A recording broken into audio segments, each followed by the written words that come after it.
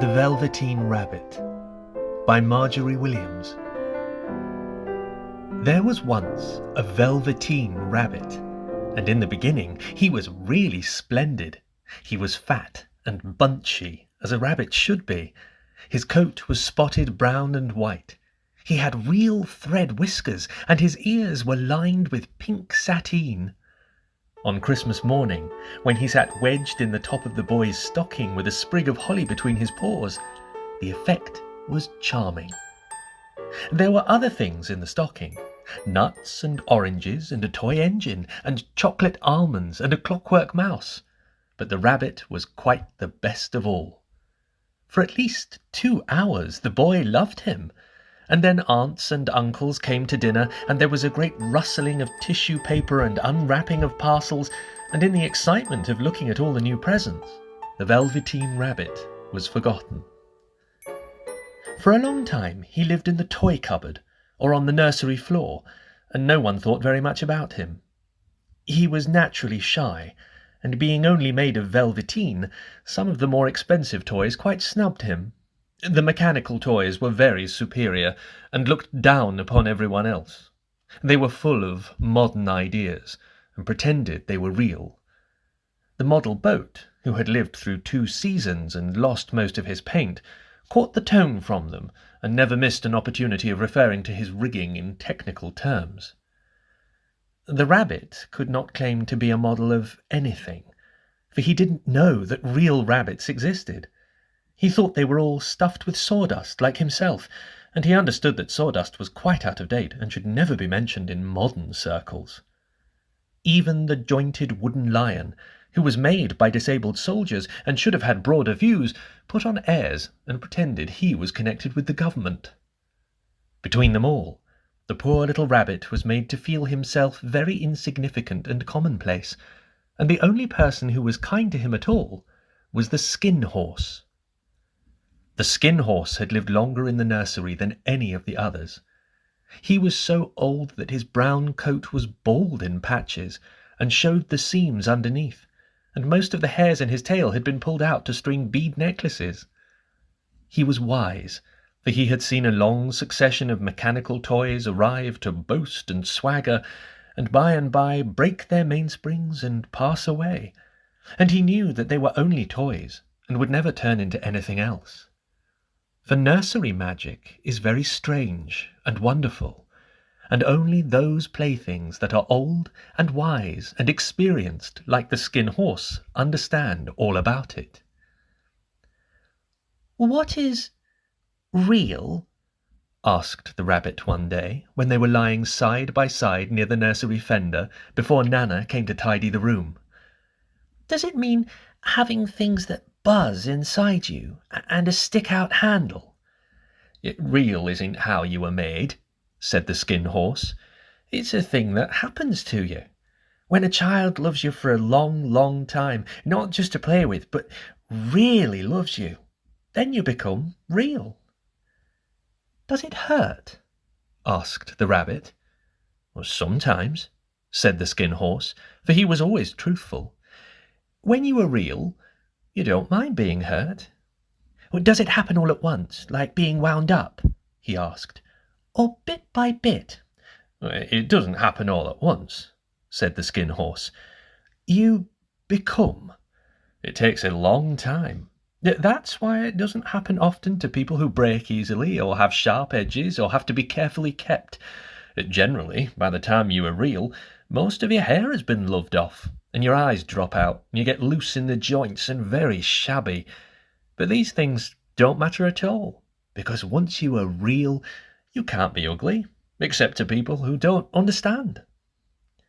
"I suppose you are real," said the rabbit, and then he wished he had not said it, for he thought the skin horse might be sensitive. But the skin horse only smiled. "The boy's uncle made me real," he said. "That was a great many years ago. But once you are real, you can't become unreal again. It lasts for always." The rabbit sighed. He thought it would be a long time before this magic called real happened to him. He longed to become real, to know what it felt like, and yet the idea of growing shabby and losing his eyes and whiskers was rather sad.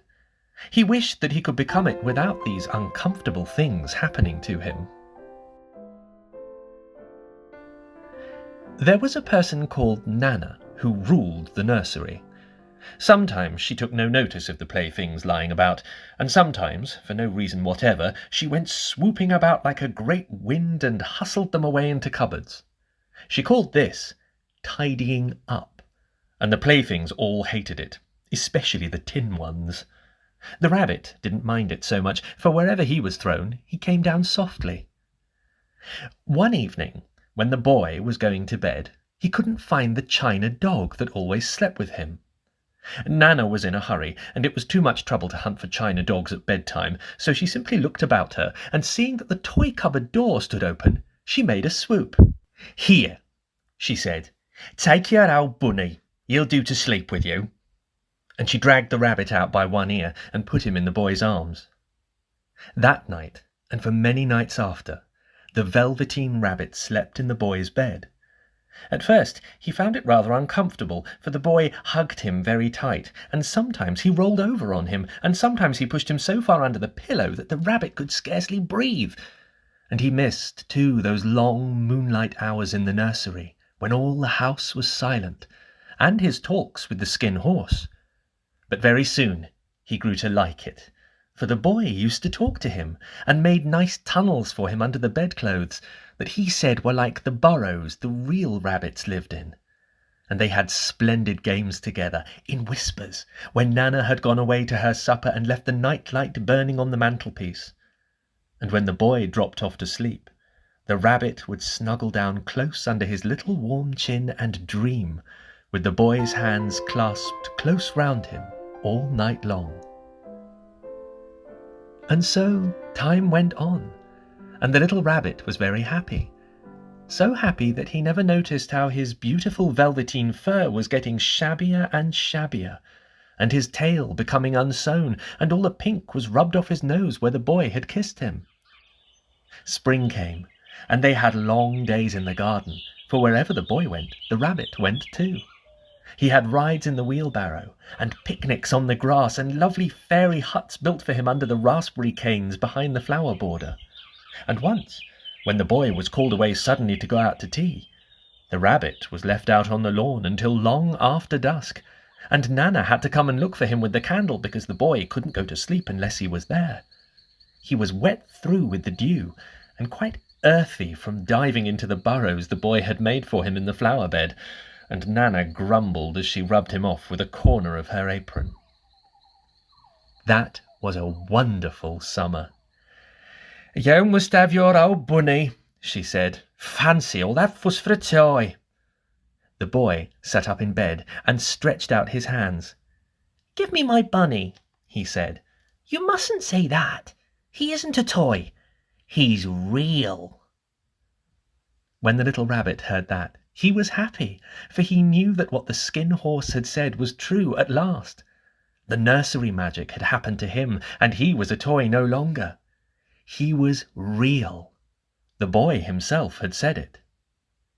That night he was almost too happy to sleep, and so much love stirred in his little sawdust heart that it almost burst, and into his boot-button eyes that had long ago lost their polish there came a look of wisdom and beauty, so that even Nana noticed it next morning when she picked him up and said, "I declare if that old bunny hasn't got quite a knowing expression." Near the house where they lived there was a wood, and in the long June evenings the boy liked to go there after tea to play. He took the Velveteen rabbit with him, and before he wandered off to pick flowers or play at brigands among the trees, he always made the rabbit a little nest somewhere among the bracken, where he would be quite cosy, for he was a kind-hearted little boy, and he liked the bunny to be comfortable. One evening, while the rabbit was lying there alone, watching the ants that ran to and fro between his velvet paws in the grass, he saw two strange beings creep out of the tall bracken near him. They were rabbits like himself, but quite furry and brand new. They must have been very well made, for their seams didn't show at all, and they changed shape in a queer way when they moved. One minute they were long and thin, and the next minute fat and bunchy, instead of always staying the same like he did. Their feet padded softly on the ground, and they crept quite close to him, twitching their noses, while the rabbit stared hard to see which side the clockwork stuck out, for he knew that people who jump generally have something to wind them up.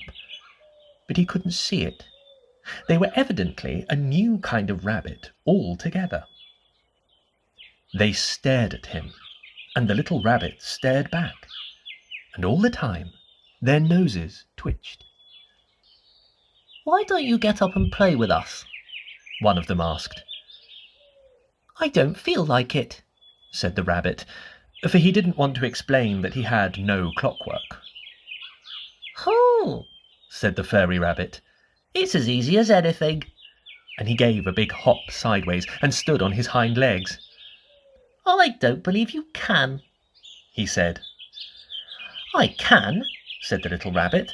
"I can jump higher than anything." He meant when the boy threw him, but of course he didn't want to say so. "Can you hop on your hind legs?"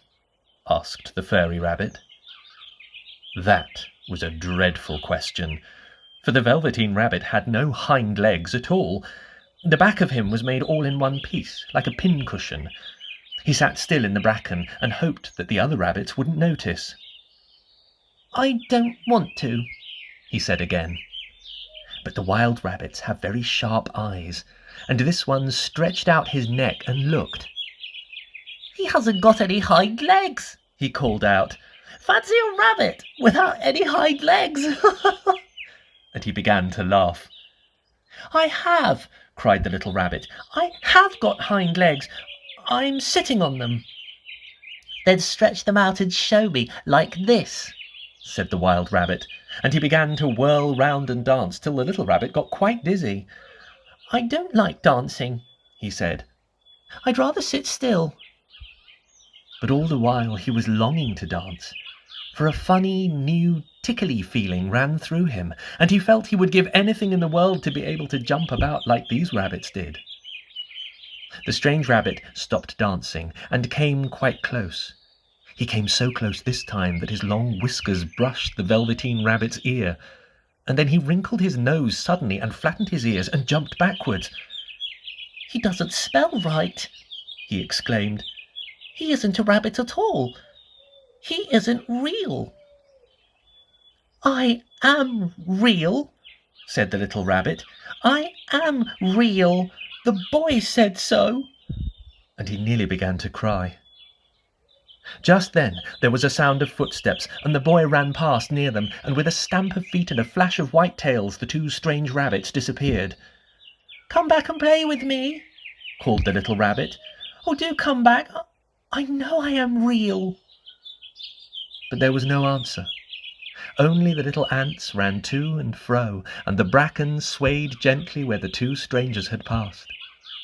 The Velveteen rabbit was all alone. "Oh dear," he thought. "Why did they run away like that? Why couldn't they stop and talk to me?" For a long time he lay very still, watching the bracken and hoping that they would come back. But they never returned, and presently the sun sank lower, and the little white moths fluttered out, and the boy came and carried him home. Weeks passed, and the little rabbit grew very old and shabby, but the boy loved him just as much. He loved him so hard that he loved all his whiskers off, and the pink lining to his ears turned grey, and his brown spots faded. He even began to lose his shape, and he scarcely looked like a rabbit any more, except to the boy. To him he was always beautiful, and that was all that the little rabbit cared about. He didn't mind how he looked to other people, because the nursery magic had made him real, and when you are real, shabbiness doesn't matter. And then, one day, the boy was ill. His face grew very flushed, and he talked in his sleep, and his little body was so hot that it burned the rabbit when he held him close. Strange people came and went in the nursery, and a fire burned all night, and through it all the little Velveteen Rabbit lay there, hidden from sight under the bedclothes, and he never stirred, for he was afraid that if they found him someone might take him away, and he knew that the boy needed him. It was a long, weary time, for the boy was too ill to play, and the little rabbit found it rather dull with nothing to do all day long. But he snuggled down patiently, and looked forward to the time when the boy should be well again, and they would go out into the garden among the flowers and the butterflies, and play splendid games in the raspberry thicket like they used to. All sorts of delightful things he planned, and while the boy lay half asleep, he crept up close to the pillow and whispered them in his ear. And presently the fever turned, and the boy got better. He was able to sit up in bed and look at picture books, while the little rabbit cuddled close at his side. And one day they let him get up and dress. It was a bright, sunny morning, and the windows stood wide open. They had carried the boy out onto the balcony, wrapped in a shawl, and the little rabbit lay tangled up among the bedclothes, thinking. The boy was going to the seaside tomorrow. Everything was arranged, and now it only remained to carry out the doctor's orders. They talked about it all while the little rabbit lay under the bedclothes with just his head peeping out, and listened. The room was to be disinfected, and all the books and toys that the boy had played with in bed must be burnt. "Hurrah!" thought the little rabbit. "Tomorrow we shall go to the seaside." For the boy had often talked of the seaside, and he wanted very much to see the big waves coming in, and the tiny crabs, and the sand castles. Just then Nana caught sight of him. "How about his old bunny?" she asked. "That," said the doctor, "oh, why, it's a mass of scarlet fever germs. Burn it at once." "What? Nonsense! Get him a new one. He mustn't have that any more." And so the little rabbit was put into a box, with the old picture books and a lot of rubbish, and carried out to the end of the garden behind the chicken house. That was a fine place to make a bonfire, only the gardener was too busy just then to attend to it. He had the potatoes to dig and the green peas to gather. But next morning he promised to come quite early and burn the whole lot. That night the boy slept in a different bedroom, and he had a new bunny to sleep with him. It was a splendid bunny, all white plush with real glass eyes, but the boy was too excited to care very much about it. For tomorrow he was going to the seaside, and that in itself was such a wonderful thing that he could think of nothing else. And while the boy was asleep, dreaming of the seaside, the little rabbit lay among the old picture books in the corner behind the chicken house, and he felt very lonely. The box had been left open, and so by wriggling a bit he was able to get his head through the top and look out. He was shivering a little, for he had always been used to sleeping in a proper bed, and by this time his coat had worn so thin and threadbare from hugging that it was no longer any protection to him. Nearby he could see the thicket of raspberry canes, growing tall and close like a tropical jungle, in whose shadow he had played with the boy on bygone mornings. He thought of those long, sunlit hours in the garden. How happy they were! And a great sadness came over him. He seemed to see them all pass before him, each more beautiful than the other. The fairy huts in the flower bed, the quiet evenings in the wood when he lay in the bracken and the little ants ran over his paws, the wonderful day when he first knew he was real. He thought of the skin horse, so wise and gentle, and all that he had told him. Of what use was it to be loved and lose one's beauty and become real if it all ended like this? And a tear, a real tear, trickled down his shabby little velvet nose and fell to the ground. And then a strange thing happened, for where the tear had fallen, a flower grew out of the ground, a mysterious flower, not at all like any that grew in the garden. It had slender green leaves the colour of emeralds, and in the centre of the leaves a blossom like a golden cup. It was so beautiful that the little rabbit forgot to cry, and just lay there watching it. And presently the blossom opened, and out of it there stepped a fairy. She was quite the loveliest fairy in the whole world. Her dress was of pearls and dewdrops, and there were flowers round her neck and in her hair, and her face was like the most perfect flower of all. And she came close to the little rabbit, and gathered him up in her arms, and kissed him on his velveteen nose that was all damp from crying. "Little rabbit," she said, "don't you know who I am?" The rabbit looked up at her, and it seemed to him that he had seen her face before, but he couldn't think where. "I am the nursery magic fairy," she said. "I take care of all the playthings that the children have loved. When they are old and worn out and the children don't need them any more, then I come and take them away with me and turn them into real." "Wasn't I real before?" asked the little rabbit. "You were real to the boy," the fairy said, "because he loved you. Now you shall be real to everyone." And she held the little rabbit close in her arms and flew with him into the wood. It was light now, for the moon had risen. All the forest was beautiful, and the fronds of the bracken shone like frosted silver. In the open glade between the tree trunks, the wild rabbits danced with their shadows on the velvet grass. But when they saw the fairy, they all stopped dancing and stood round in a ring to stare at her. "I've brought you a new playfellow," the fairy said. "You must be very kind to him and teach him all he needs to know in Rabbitland, for he is going to live with you for ever and ever." And she kissed the little rabbit again and put him down on the grass. "Run and play, little rabbit," she said. But the little rabbit sat quite still for a moment and never moved. For when he saw all the wild rabbits dancing around him, he suddenly remembered about his hind legs, and he didn't want them to see that he was made all in one piece.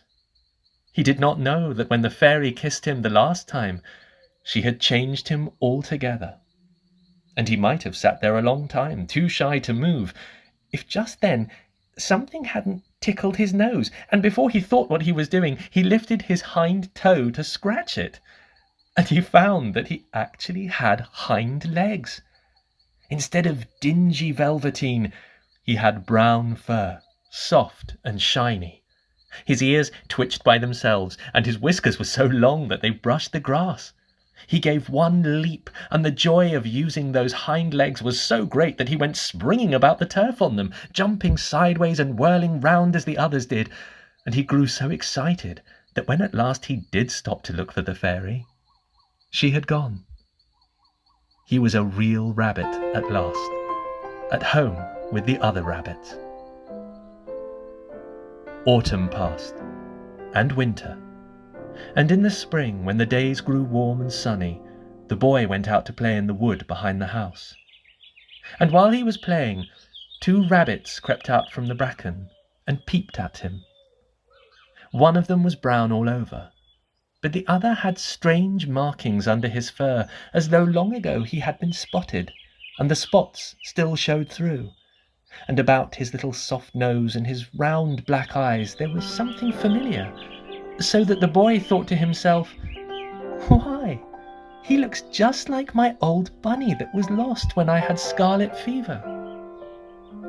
But he never knew that it really was his own bunny, come back to look at the child who had first helped him to be real.